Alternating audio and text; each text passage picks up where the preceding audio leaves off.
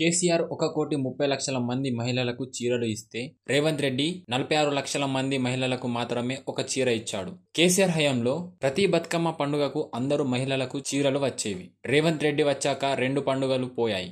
ఇప్పుడు మహిళా సంఘాల గ్రూపుల్లో ఉన్న మహిళలకు మాత్రమే ఒక చీర వచ్చింది. రేవంత్ రెడ్డి ఒక చీర ఇచ్చి సారె పట్టినా అంటాడు.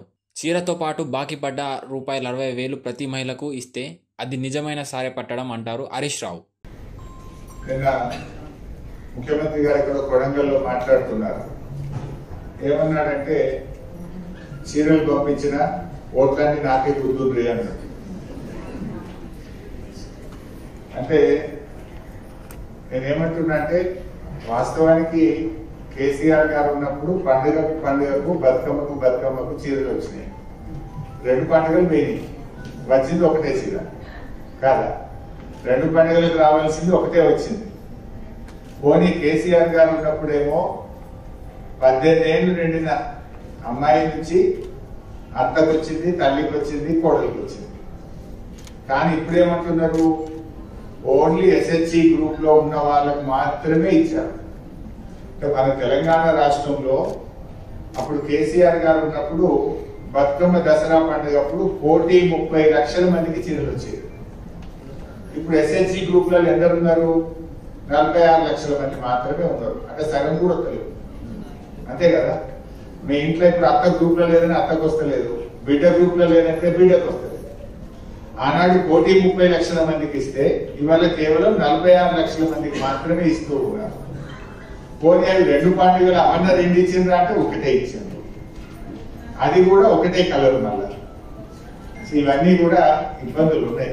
మన సిద్దిపేట జిల్లా చూసుకుంటే, మన సిద్దిపేట జిల్లాలో 3,83,000 మంది ఆడపిల్లలు ఉన్నారు. 18 ఏళ్ళు దాటిన వాళ్ళు 3,83,000 మంది ఉంటే ఇస్తున్నది ఎంతమందికి?